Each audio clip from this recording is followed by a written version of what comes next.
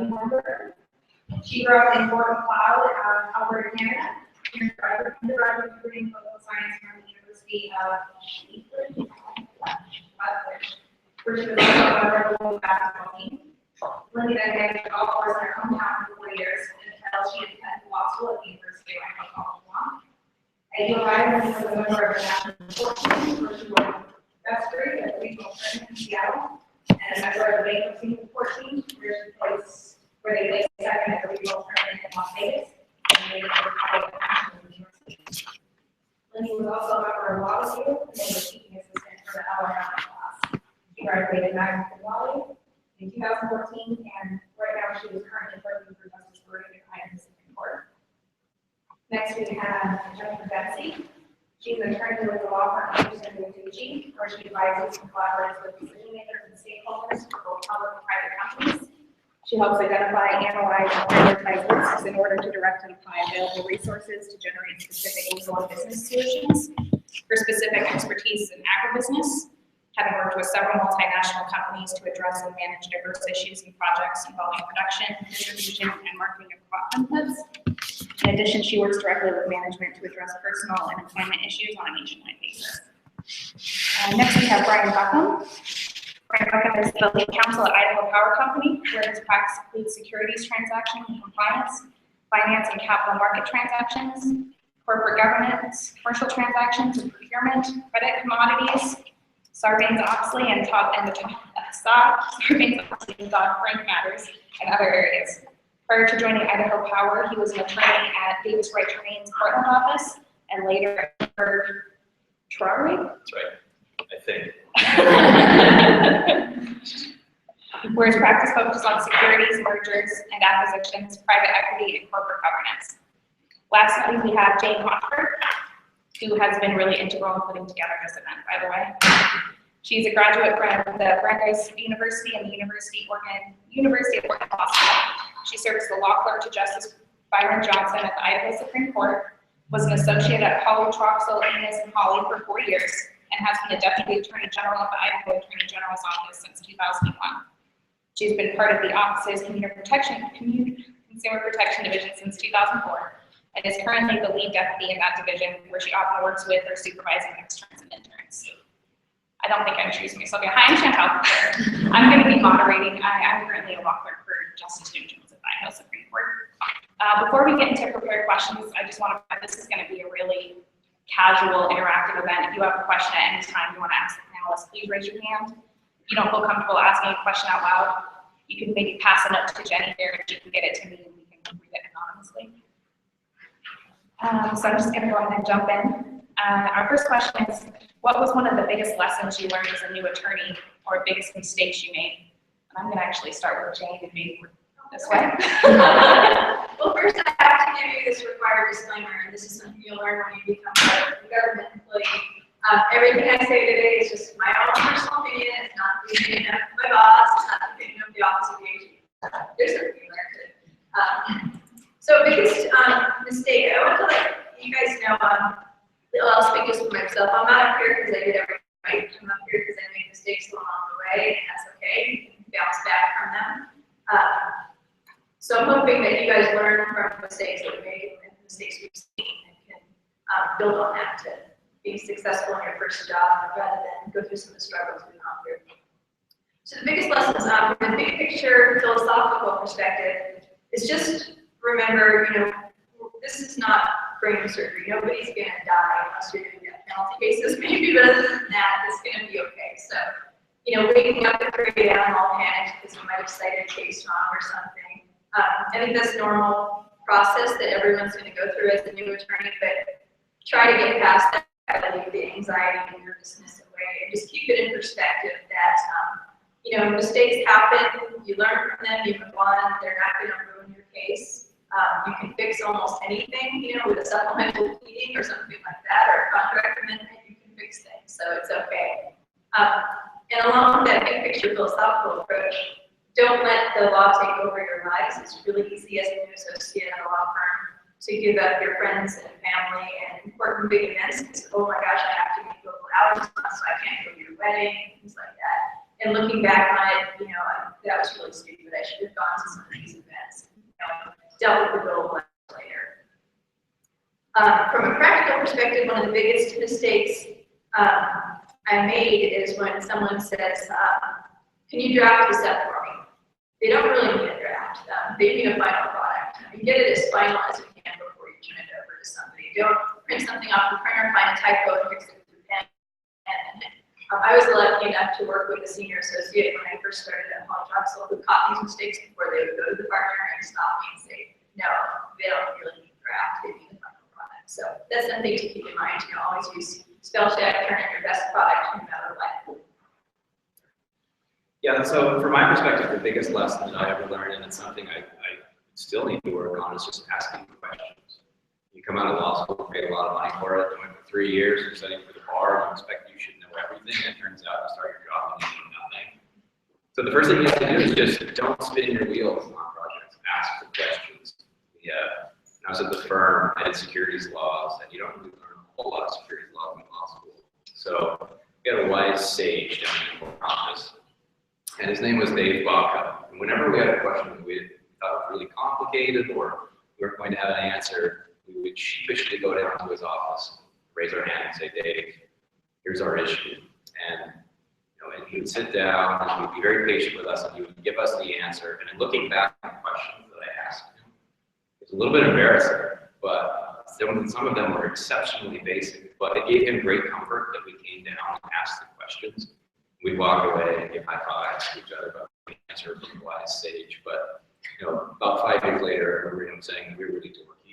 Exact term as we walked out all the high fives. But the key is that the clients don't really have a tolerance for you spending your time getting educated on something you could have just asked the question of somebody who knew what they were doing. So asking those questions does yourself a favor in terms of the amount of time you have spent on this, and the clients a favor in terms of what you're producing for them and how long it takes. The biggest mistake I would say that I made in my career is kind of a follow-on to the prior comments, which is never saying no. You're a new associate at a law firm. Your mentality is, I can't tell these partners no. If they have an unlimited number of assignments for me, then I need to find unlimited time for it. And you have to remember there's a finite number of billable hours in a year. If you take 365 times 24, that's all you've got. If you're excited because it's a leap year that gives you 24 more billable hours, that means you have a problem. So you've got to find the right way to say no to partners, and sometimes the way to do that is to find an ally in the partners and say, look, I'm overloaded. If another partner comes to give me a project, can I have them come to you? And you can decide whether or not I do that project or help me prioritize what I'm doing. Because they're there to make sure that you get your work done well and that you're not overloaded. Everyone will keep reminding you that it's a marathon, not a sprint at the law firm, but the model is set up for a marathon, a long-term marathon. And keeping in mind that you do have the ability to say no, find a way to do that appropriately. It's important. I don't have anything terribly original to add to, though I would like to focus on this math and draft, because I think it's more than fixes to be worried about. I have a process, and I work really hard. So I worked in private German at the beginning of my practice. It was lots of research, writing, memos. Started out with smaller briefs, got to bigger briefs, and so the process that I have that I found that works for me is I do all the researching, I do the draft, I do the outline, and then I do what I think is the best draft I could possibly do. And this is true even today. And then I try and factor in that deadline 2 days in advance of the real deadline. Because what I think is the best product I got at the time I finished it, when I look at it the next morning or the next day, it's not. And it needs to go through one more revision before it really is where I feel comfortable giving it to a partner overseeing it. And I think that that's a good lesson. There are very few people, I know only one, who on their first draft writes a court-ready, submission-ready brief, contract, whatever it is. There are very, very few people who can do that well. And so when a partner asks for a draft, what you give them is your best product. And my advice to you would be that everything takes 3 to 4 times longer than you think it will. if not longer. And so factor in that time to ensure that you are getting the best work product. And now as a partner, when I get a finished product that is really good, all of the sites are accurate, it's even formatted correctly. Believe it or not, you're going to have to do that. It advances the ball so much further for the case, with the client, for me, and then I go back to that associate almost all the time if they're giving me that kind of work product. So, and I can tell you, as an associate, I can think of one brief that I turned in that was probably outlined. You know, it's a hard lesson to learn, but an important one. Give your best product, because what the partner is looking for is really your thought, like your thoughts and your process and your creativity. And so, you know, the flip side of that coin is don't be afraid to be a little creative. If you think that there's an argument that should be advanced, that is a good one, that's well thought out, that the partner hasn't thought of, or no one has thought yet, advance it. Don't be afraid. So that's from the practical perspective. From the more bigger picture, philosophical perspective, the best advice I got, and I still work on it to this day, is don't take anything personal. Really, none of it has to do with you personally. Some of it has to do with your work, and you may enjoy your job and are so invested in what you do that it is personal, but really, if a partner's screaming down the office, or if the client's upset, or if a professor is upset, whatever the context is, don't take it personally. Take it as constructive criticism, go back and work hard to do a good job next time. Learn those mistakes and move on, and don't take it personally. Don't let it know your self-esteem and self-confidence nosedive because of the critiques your work for you. Don't take it personally.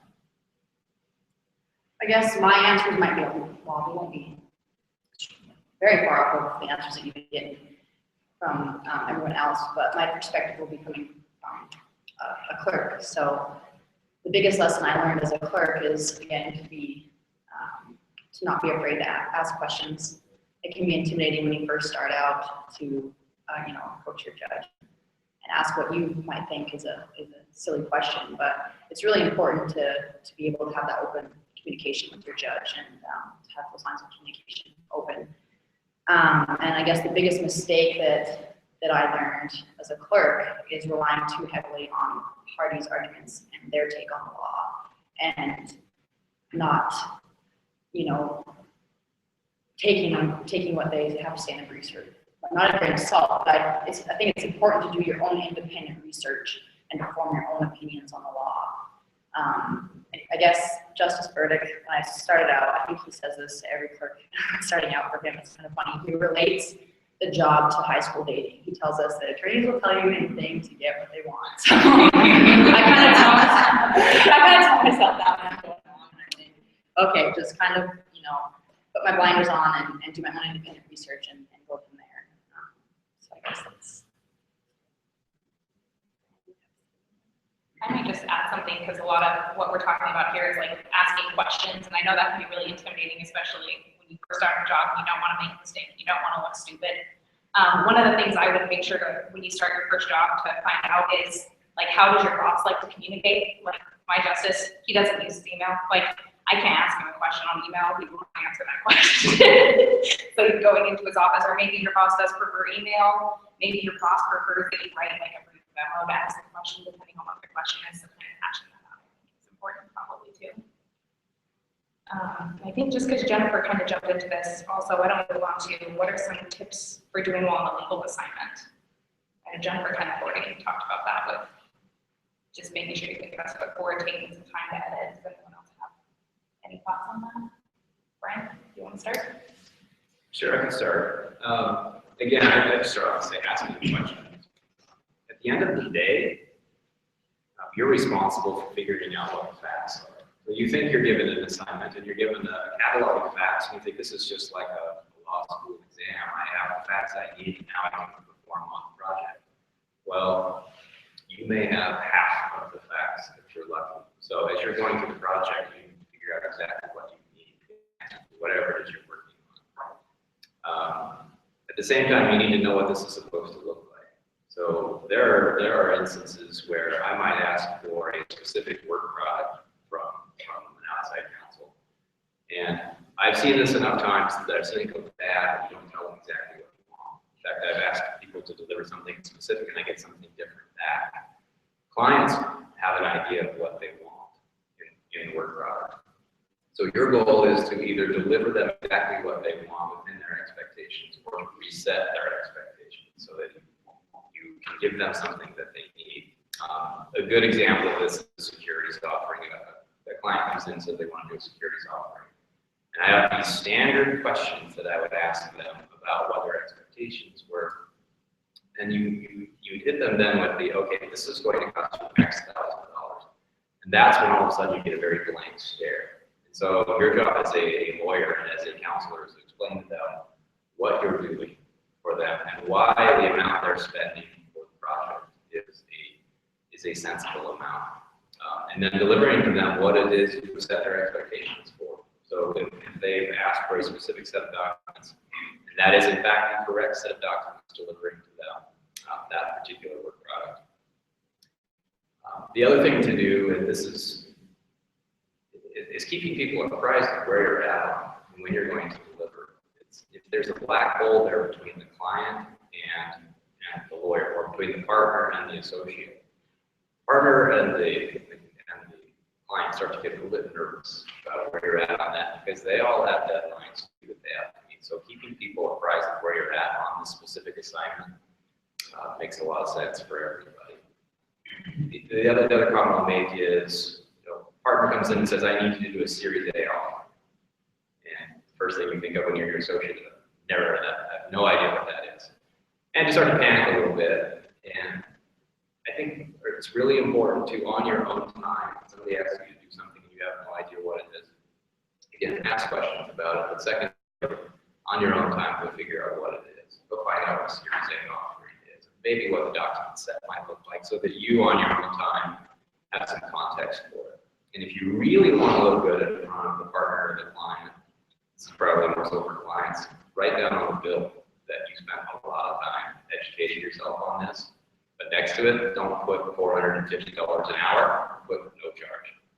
And when I see that on a bill that somebody took the initiative to learn an area that they didn't know about, whether they were a partner or an associate, and they didn't charge me for it, that's a pretty big signal that they're the firm that I want to use next time as well.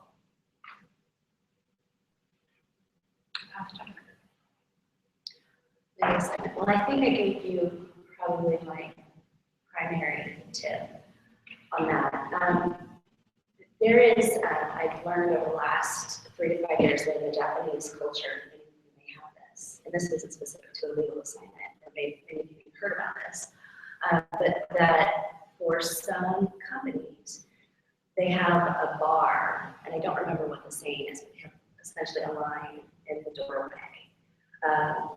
And it says be ready, get your game on. And so the idea is every time you walk in to your place of employment, whatever it may be, you pause and you read that saying. And the idea is when you cross the line, you're on. Your game is on. You feel good, you're well rested, you've eaten, you're showered, you're cleansed, and you feel good and your game is on when you cross that threshold. And that sounds exhausting to do every day, and I think it is, but that's what people are looking for. That's what your clients are looking for. That's what the partners are looking for. That's what the judge is looking for, is you come ready to go. And so I think that that's a nice way to sort of start to think about as you start your career. There are going to be days where you cannot do it every day. It's impossible. But it does sort of cause you to sort of adjust your attitude and your, attitude going into the day. And there are some days where I get to that threshold and I turn around and I try again in an hour. And it's helpful. I think it's important also, as Jane mentioned, to take a break. sometimes. I have a partner who religiously takes time out every single day to go through a yoga workout. And we're all happy that he or she does that. I identify that person. But it is restorative for him. And and it is a time to reflect, readjust, bigger perspective, and he comes back ready to go. So those are sort of bigger picture things, not specific to a legal assignment, but kind of your future is one large legal assignment. So those are my input. Can I go ahead and build on that? Okay, I think part of it just getting ready to walk in the door of your office, and not everybody agrees with this, but I think attire is important. I think when you put on something that feels lawyerly and looks lawyerly, it's like your uniform before a big meeting. I mean, it just kind of gets you in that mind frame. When you go to work and it looks like you're on laundry day or something, you're going to kind of feel a little bit more casual, a little more relaxed, and I don't think it keeps you as sharp. I know some folks totally disagree with me, but that works for me. When I'm dressed as a lawyer, I feel more like a lawyer, and I feel like I come across more professionally, and I feel more professional. Building up on some of the other things, the asking questions. As a supervisor, I do get frustrated when people come to me and they clearly have not researched it at all. They come to me immediately. So I think taking the time, like you said, to figure out what is that Schedule A, what is that? Take the time to go back and digest your assignment and at least do something before you come back and ask follow-up questions. If you really have no clue where I'm going with my assignment, that's one thing maybe you need to go back right away. But at least give it a try, because if I can just Google something and it pops up and it kind of answers your question, that's not good. Take some initiative and try to figure it out first. So there's a balance there. I don't want to spit in your wheels for hours and hours, but I also want to try to figure it out on your own. Also, when you first get your assignment, make sure you ask some very, very basic questions. And immediately, you need to know the deadline. You need to know what kind of time you should spend on it, especially if you're at a law firm. They might say, you should spend 2 hours on this, and the rest needs to be written off, or the rest you should do. Or maybe it's going to be like, you've got 3 days, but I'd like to stay back at this point and then final at this point. So make sure you get all of that information up front that will help guide you on how you progress with it. Just any other parameters that you need to know before you start your assignment. One thing that I've heard a lot of people mention is taking notes during the explanation of the assignment. As a supervisor, sometimes you're explaining your assignment and the person's just sitting there and you wonder, do they have any idea what I'm saying? Are they going to remember this 5 minutes from now? It makes me kind of nervous as a supervisor if you're not writing it down. Maybe you are a great listener and it works for you, but just so you know the impression you get by not taking notes isn't always stellar. It doesn't necessarily look like you're completely on top of it. Another thing I want to Lindsay's point about reading people's briefs and making sure that they're arguing and they want something.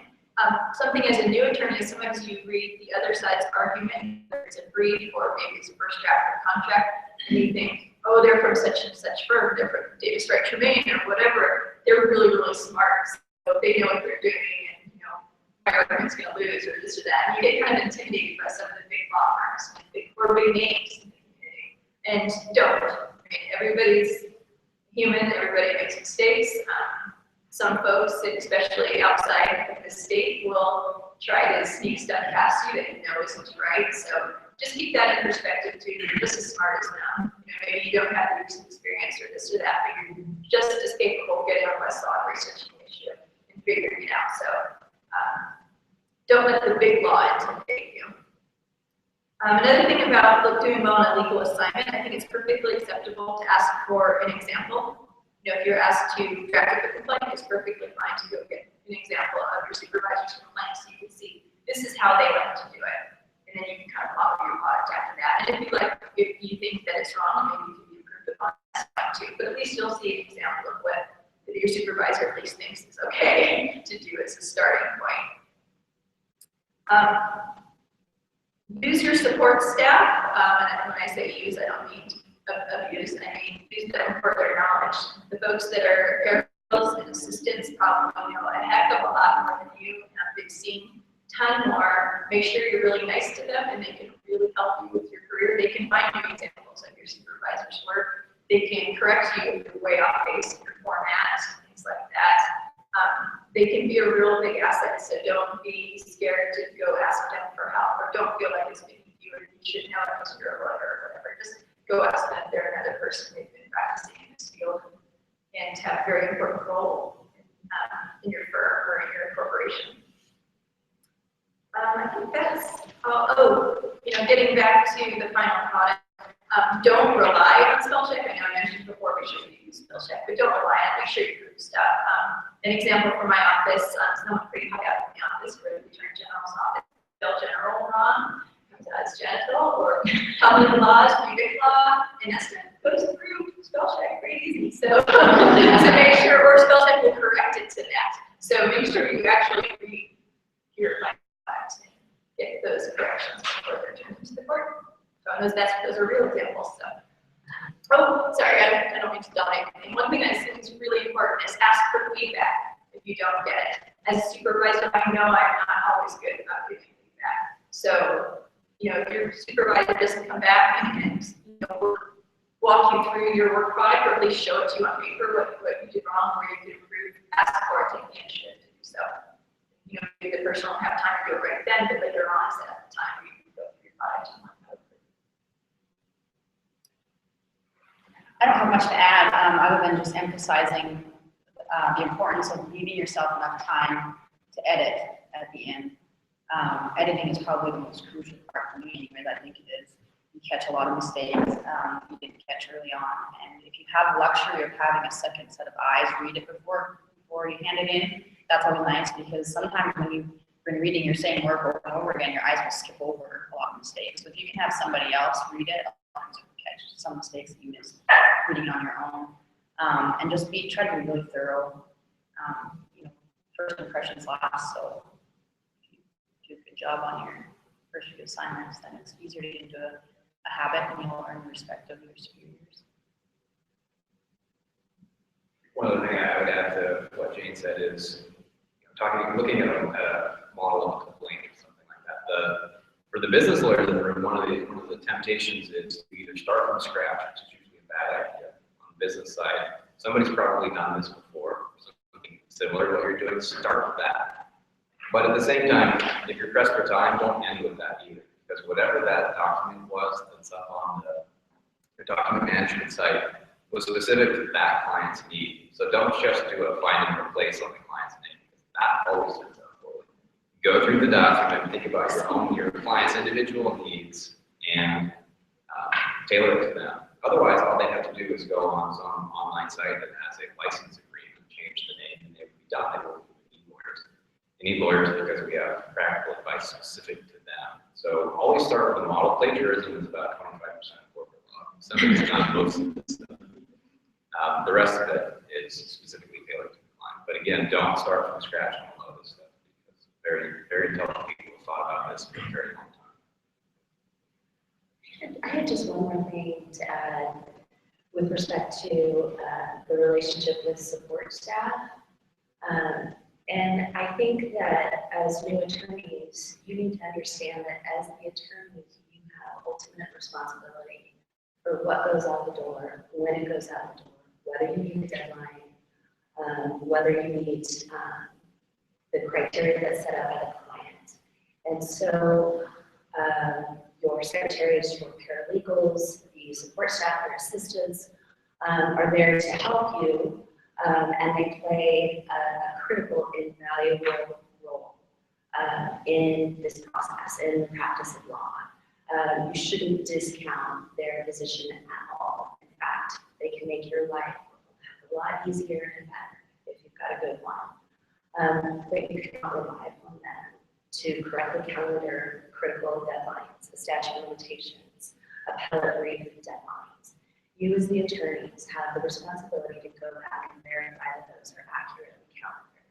Because when you go to the partner and you say, I blew the filing deadline, or I blew the statute of limitations, you won't last long at that firm if your explanation for that is what the secretary calendared it wrong. the buck stops with you. You have ultimate responsibility. And every court or judge that I've appeared in front of, none of them want to hear you blaming your support staff for something that went wrong. It just doesn't fly, and it shouldn't. You should be there if you've submitted a final brief at 5 o'clock and there's some formatting and filing issues that need to be addressed. You should be there with that support staff until it gets filed, even if it takes until midnight. Your work may ultimately be done, but in my mind, as the attorney, you're ultimately responsible. And so you're the one who's got to get it across the finish line. Because we're running a little short on time, I'm gonna go ahead and skip to maybe something that I think is an interesting topic and very relevant probably now to law students and people being new attorneys. What are your thoughts about social media in your workplace, and does your workplace have a policy about using social media?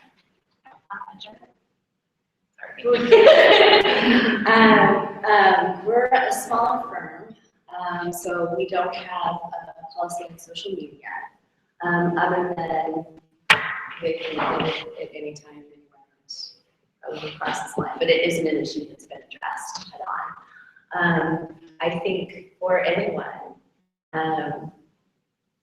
social media, clients, attorneys, job prospects, potential employers are looking at Facebook, they're looking at Twitter, they're looking at Instagram. Whatever we post is in the public forum, and people rely on that to form impressions about you. Like, I would just say be careful about what you post without violating your personal rights. We have policies in the Supreme Court where they relate more to confidentiality, and you shouldn't, post anything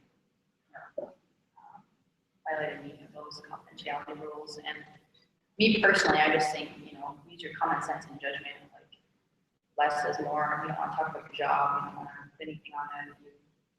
To me, anything that I feel my grandparents would be embarrassed, or I'd be embarrassed for my grandparents to see. I just try and keep it pretty simple, and that's really fun. I live by it. So our office has a policy about any statements made to the press or the public have to go through our public information officer. So anything official needs to go for that particular person. I know people use Facebook and stuff like that on a personal basis. And my advice there is just kind of like what you were saying, just don't be stupid about it. Someone in the office will see it or read it. So don't say anything about your work.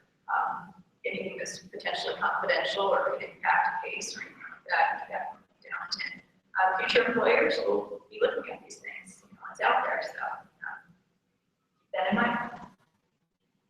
I also look at this from the perspective of time on social media does not count as billable hours. Yes. So if you need to hit a billable hour target and you spend, I heard a statistic recently, and I don't know who it is, but people spend about 5 hours a day on average, which absolutely blew me away. If it's true, there's 5 lost billable hours right there. That hurts from trying to get to your goal at the end of the year. I think there's a lot of policies the companies have. Idaho Power is a regulated public business, and it also has a SEC registered public parent. So it's subject to regulation by just about everyone. I was struggling to find a regulator that doesn't have oversight over what Idaho Power or a parent company do. I'm still trying to think about it. It's not coming to mind. But because of that, we have a policy on everything, but we don't have a social media policy. And the reason for that is some of the answers here. Social media policy is all about just not doing something stupid. So confidentiality, use of company resources, insider trading, if you're a public company or you deal with public companies, attribution of statements to the company. All of those things are probably in most companies' code of business conduct already. Idaho Power's code of conduct is out on its website. And there are a few general items in there about social media, but really it's all about common sense. And I don't think you necessarily need a separate standalone policy about common sense. There are a lot of them out there for that. The other thing I mentioned is an employment lawyer can tell you a lot more about this, but you probably don't have an expectation of privacy on your computer. So if you're going to use social media, you might want to do that on your device, whether it's your phone or tablet or something like that. The other side of this is if you do have social media policies, a lot of what your social media policy might prohibit could be protected at rules. So the organized workforce rules that are out there, if you have social media policies that say you are not allowed as an employee to talk about this, this, this, and this, the NLRB might take an issue with some of what you've done. There have been enforcement cases in that regard. So you're going to have a social media policy that should probably be run by an employer. I just want to add that this is coming from the digital perspective. My judge doesn't have a policy, but I know of other friends of mine that work in other places whose judges have a policy that they don't want you to post on social media if you are working for them.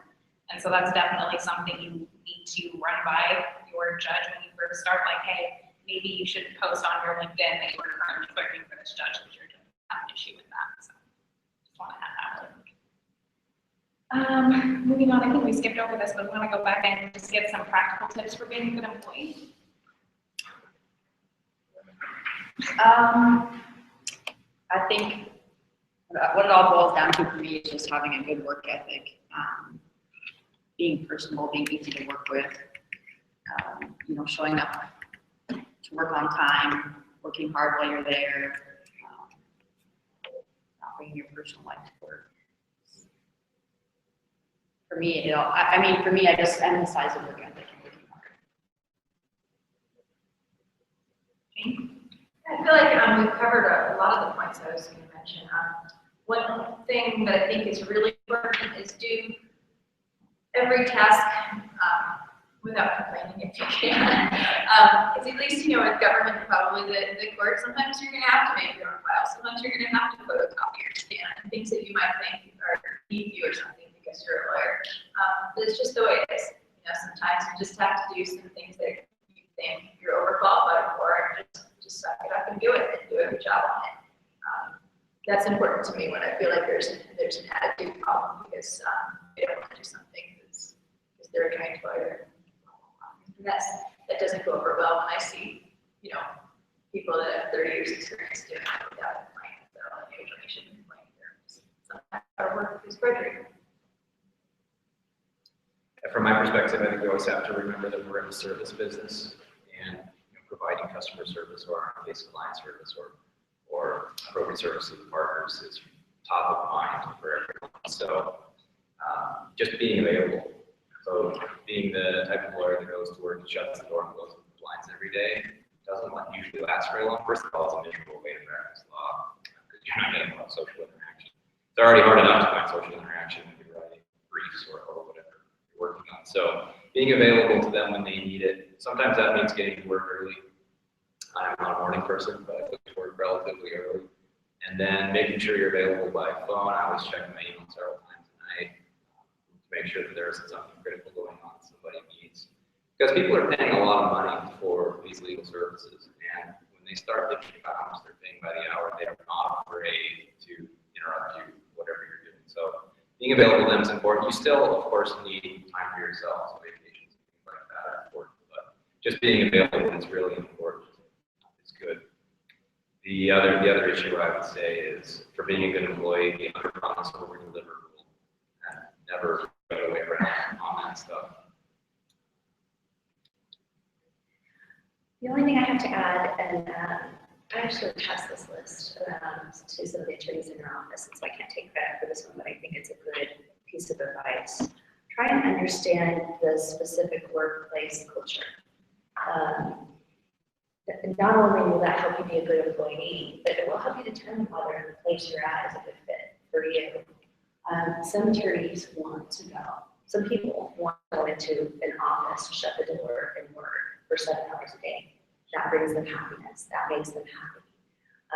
That type of person is not a good fit for a trial firm, where there's this collaborative environment and there's this constant give and take. People are opening the door and busting in and, I got an idea, but that type of culture might fit really well with someone who's more outgoing So I think you want to try and understand what the cultural expectation or environment is where you're working, and then also consider whether it's a good fit for you.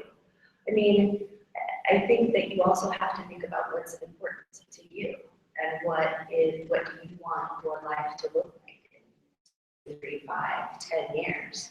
And where you're at right now, it's abundantly clear that that won't be that place in that period of time. Well, then think about other options. That's okay. You're not gonna, where you're at in your first job after law school likely is not where you're gonna end up.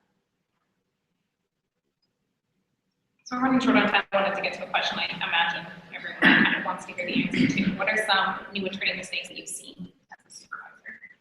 Before we get into it, Karen Lambert is here, she's assistant bar counsel, and I asked if she would pitch in on this question, because what she sees as mistakes are a lot more serious than what we see as mistakes, and not right now. Maybe I can go through it and I can add to it, I'll tell you kind of what comes in our office. It's the Trinity is what we call it. It's rules 1, 2, 1, 3, 1, 4.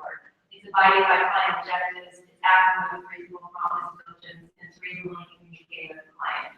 So in terms of recommendations I would make to any new attorney, whether it be solo or within a firm, is, I think it's been mentioned a couple times, manage client expectations.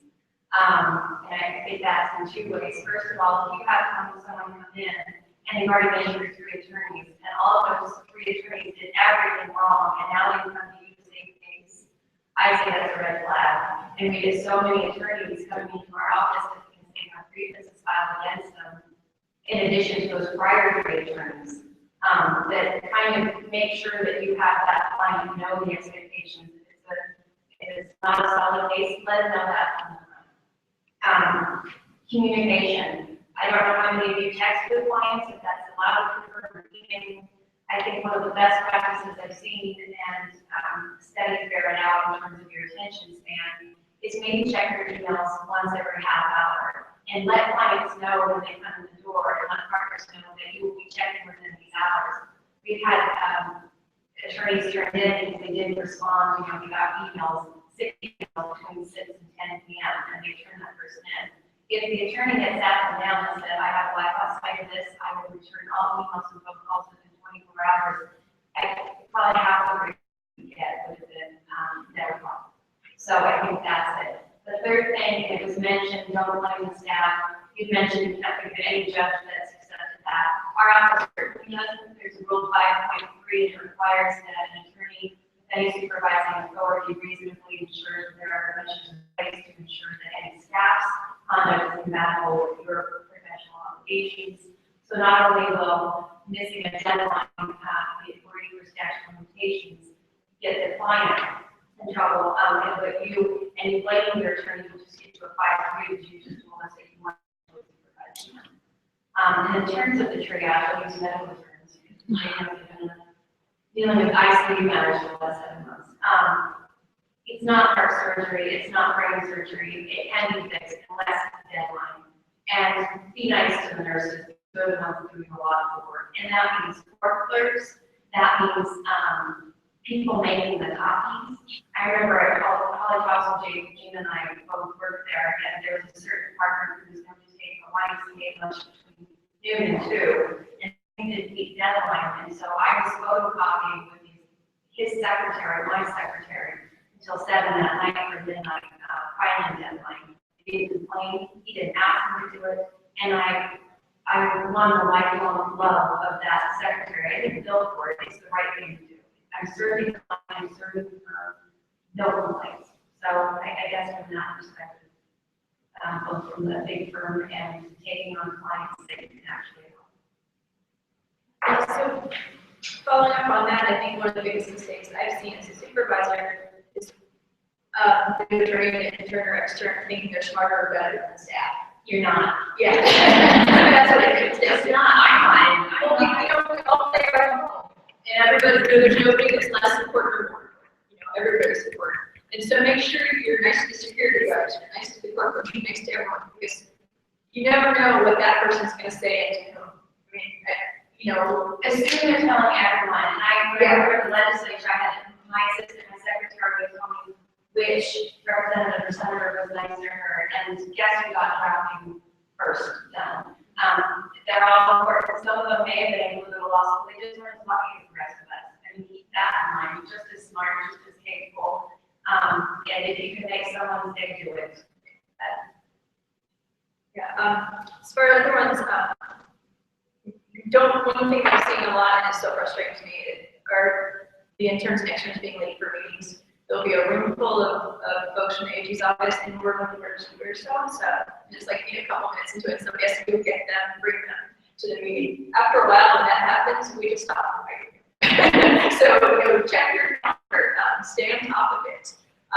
Take the initiative to be asked to come to meetings. If there's something that you see on your supervisor's calendar, and you think, oh, I'd really like to just sit in on that, because I'd like to meet, just listen to see how it goes, or go to the steering, go to that, take the initiative. To ask if you can go and make sure you're on time, make sure you're prepared if you need to do anything other than just sit there and look smart.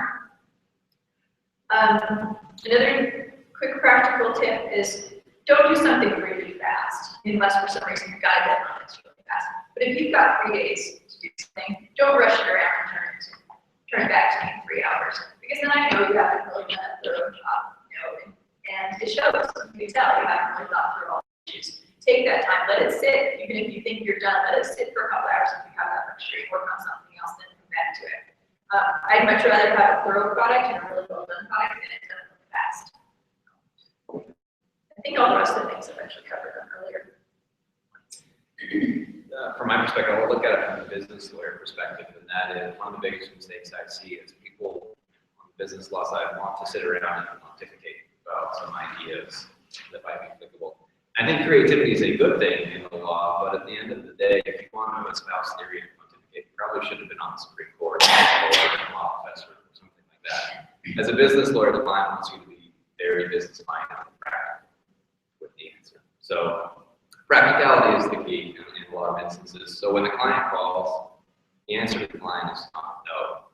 The answer is yes, and we will figure out something. Now, unfortunately, that sometimes the answer turns out to be no, because the way they want to go about it is inappropriate in some instances. But your goal as a business lawyer is to help them figure out a practical way how to accomplish their goal. And that's a large part of what they're paying you for. You should not consider yourself a scrivener for their idea, because a lot of times the idea is probably not the right way to do it. I've had clients who have called and said, "This is what I want to do," and yes, that would have generated a lot of hours, but it would have been one of the worst possible approaches the client could have taken. So one of the mistakes I see on the junior lawyer side is saying, "Okay, this is what the client wants. That's what I'm going to do," rather than delivering the product that actually accomplishes what they're trying to get to. Along the same lines that I mentioned this before, it's sometimes people fail to ask either their supervising attorney or the client what it is they want delivered. And when I ask for a work product, I have an idea in my mind how long it's going to take, and I say, I want money to spend this amount. And if it takes you longer than that, I really don't want to see that on the bill, or I don't want to hear that from the junior lawyer that it took 10 times longer than what I expected. That means something went wrong. Either my expectation was wrong. It might have been a harder assignment. And it's really true what we heard earlier, that things take 2 or 3 or 4 times longer than you think they're going to. So I try to do an estimate, and if somebody thinks that it's incorrect, I really need to know that before I see it on the bill or the amount of time spent on it. And then the last thing I'll say is sometimes I see a bit of a failure in client service, and the way I see that is failing to call the client or partner back on the same day.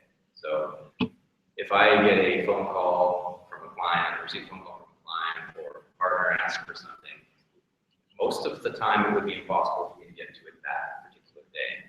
But my goal was to always at least call them back or email them back the same day, say, I got your note, thanks for sending it, I'll get to it, here's my expected timing, is that okay? And it gives people a lot of comfort to know that you're actually working on it and you received it. If it goes to them, and they say the deadline is 2 weeks later, and you call them back on day 13 and say, I'm on it, well, that's 13 days that your client was nervous.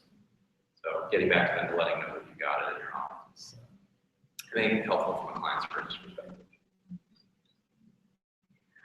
So I think I just reiterate, the buck stops with you.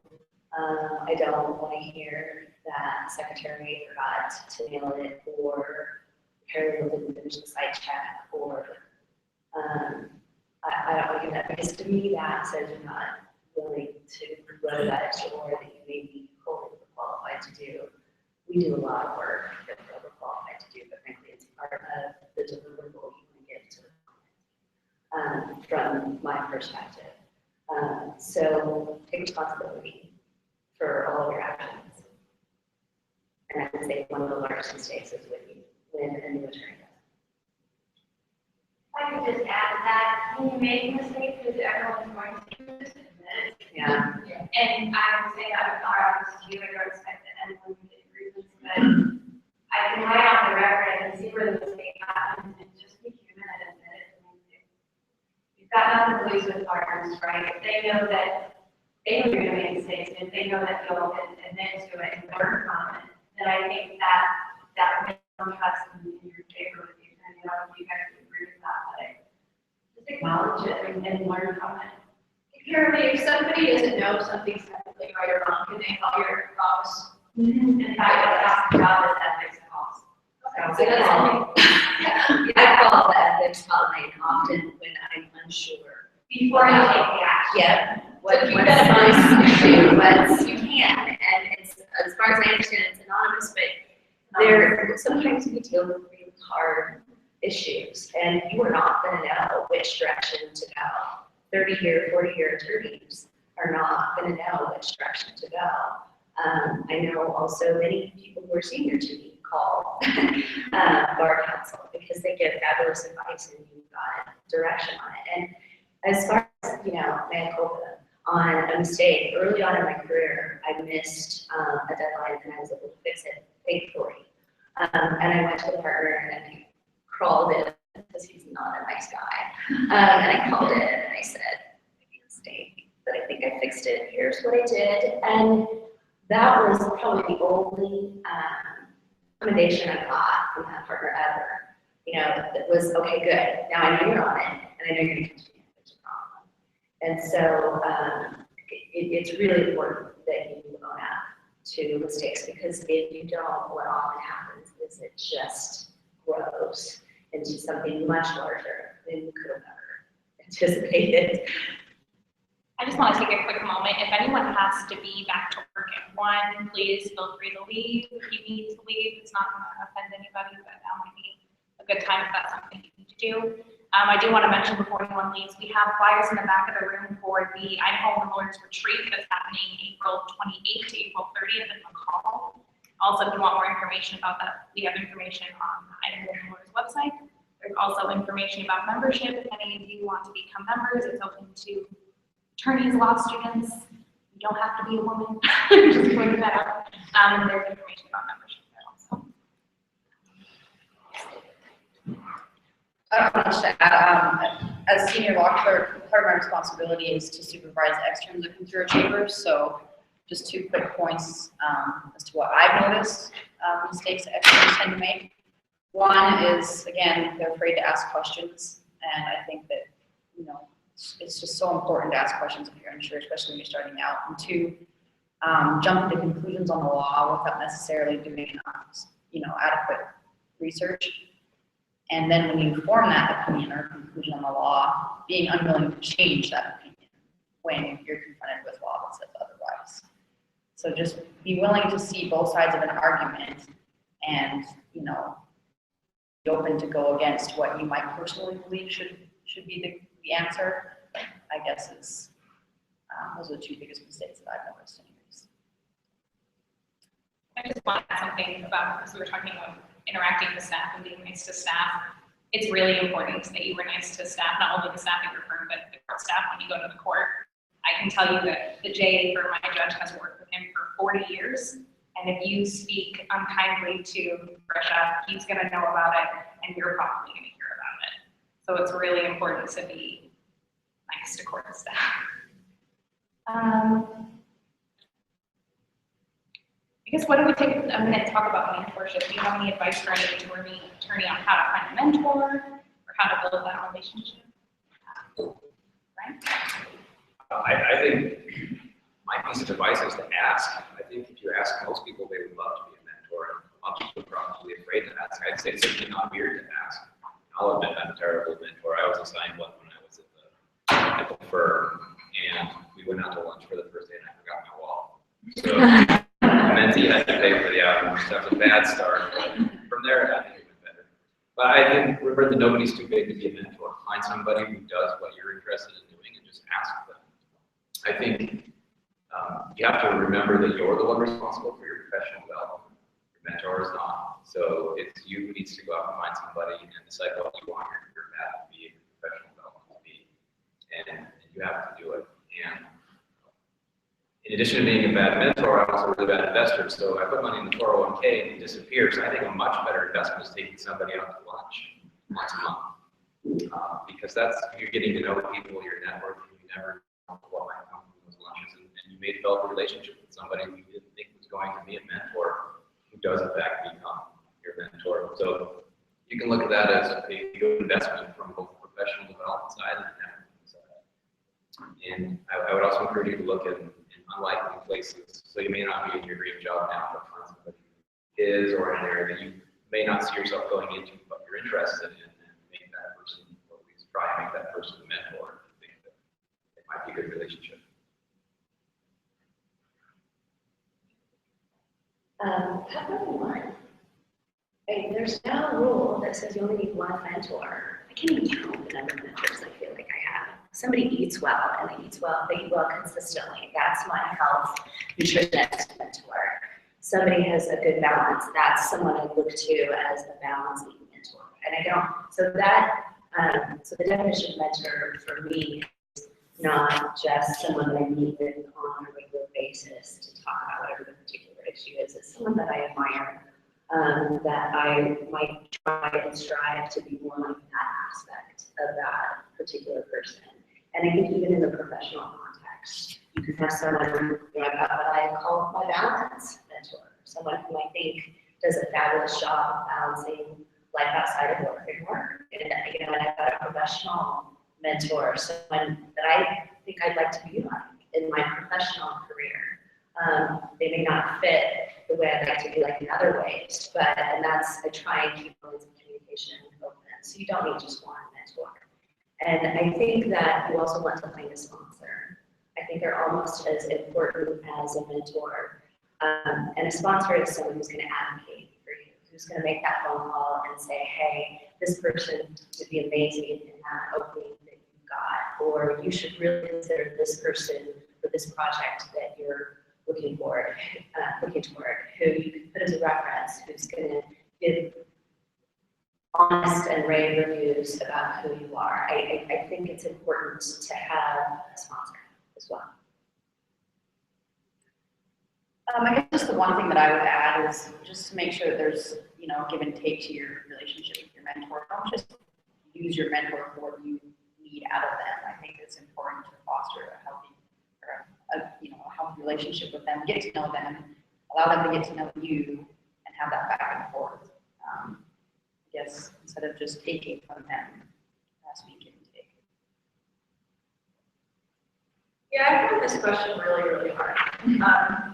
I think I just sort of floated around. I don't think I really got an official mentor. I had my friends and we commiserated it and had support there, but I never really had a mentor relationship. So I don't know. I like Brian's ideas, but I think I would have been way too scared to call somebody to do it.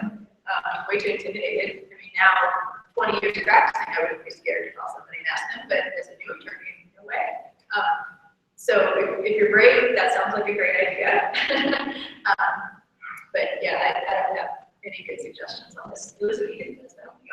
I don't know if There we go. yeah, so if anyone's interested in that, you can go to our website and look at the committees and you'll see a mentoring committee.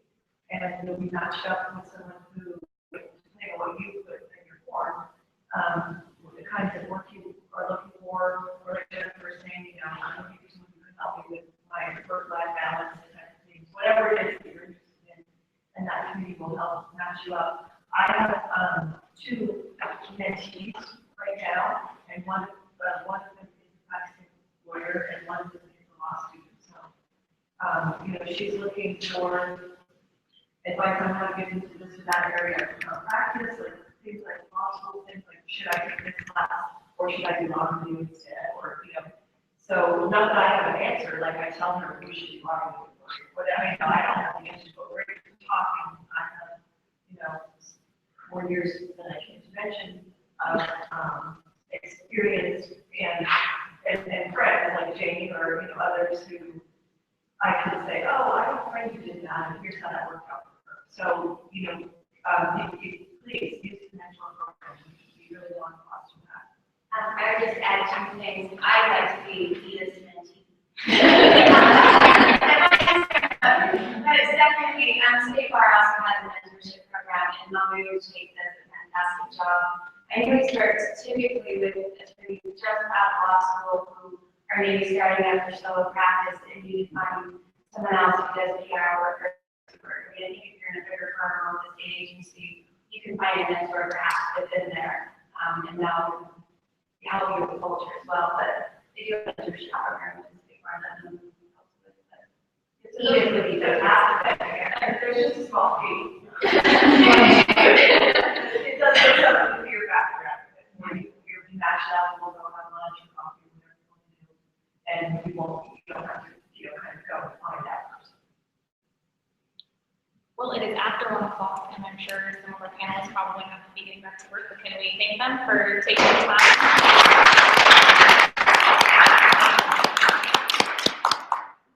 So this will be webcasted on IWL's YouTube page again, so if you want to look at it later or anything, Yeah, it's up there. anyone that finds, like, conversations where you